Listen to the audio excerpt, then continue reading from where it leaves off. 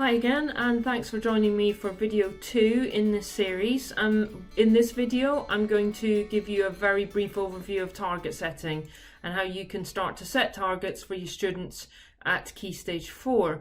The previous video was the intro and all about the conversion, and then in the next video we're going to look at tracking. Okay, so I'm just going to give you a really potted version of the Alps methodology and what we're doing here. So first of all, this is what we call our minimum expected grade table. And what we look at is we look at splitting all of your students into 10 prior attainment bands. And then we look at what the top 25% of progress looks like across the national data in each of these prior attainment bands. So on average, from a start point of equivalent of 124 of a mean SAS, what's the top 25%, the provider at the top 25% getting as an outcome point for their students in that category?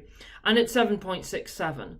So in effect, what we're saying to you then is if you have students in that top band, then in order to aspire to be the top 25% of progress nationally for those students, they should be aiming to get 7.67 points.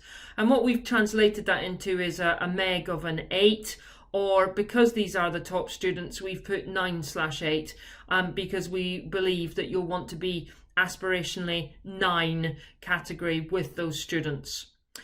So all of the other prior attainment bands there then are mapped out in the same way, and we're looking at what your top 25% progress points will look like and converting that to a GCSE MEG. We have the same table, by the way, for your vocational subjects at Key Stage 4.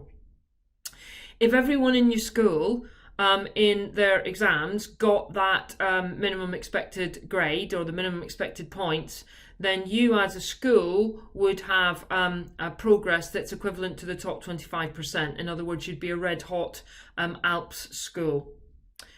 That was a really potted version of that, but translated then, it all comes from this table here, which is in the guide. So do have a look at the guide if you're interested, but it will show you for each of the prior attainment bands, it will show you at each percentile what the provider picture nationally looks like in terms of the output points at GCSE. So what does that mean for us then in terms of target setting? So the minimum expected grade is set as I've just explained, but that is really the minimum expected grade. You can aspire to be greater than that. But what it does also mean is that it's a start point, and that your subject teachers need to understand their own subject progress indicators in order to translate that MEG into a personalised target or a subject target at their subject in their specific subjects for each of their students. So as we all know, progress nationally looks different according to the subject that you're in. So I'm just gonna take you through some of that and just tease it out a little bit more. So with Alps, we look at what your students are expected to get and what they actually get. And then it rotates around this formula here. So basically, if every student in your group or your school got what their MEPs were, what their expected points were, then you would get an Alps score of a 1.00, and everything rotates around that 1. If you then got everybody, as I say, that MEP, you would have a 1 at a subject level, at a school level, whatever, but we're talking subjects here, so at a subject level. And then what we do is we do that for all of the providers teaching each subject in the national data, and we plot that onto a scale, and that scale is a thermometer. And so you can see here that the top progress in this subject nationally, they got 1.24. So they were achieving over the expected MEPs. And then down here, that provider got less than the 1.00, so they were achieving lower than the MEPs. And all of the other providers are ranked then accordingly in terms of percentile rankings between those two figures, and every single subject has got that unique scale. Okay, so what I need to understand as a teacher is what does that mean for my target setting? So what we're going to look at now is we're going to look at some particular subjects. So I've got 3 here. Oops. I've got biology, maths and English. And there are the unique thermometers for those 3 subjects. And you can see that they're very different. So let's say I get everyone in my biology group their MEP, and I get a score of 1. So where does that put me as a biology teacher? Well, it puts me there, which is a grade 6 or roughly a 5-6. And that might not, that's national average, but it's not aspirational. So what I have to understand is, as a biology teacher, is that actually if I want to be a red hot biology department, then the progress nationally in biology looks better than the MEP. So I have to set targets above that MEG in GCSE biology. Maths is different. So maths, if you get a 1.00, you are red hot.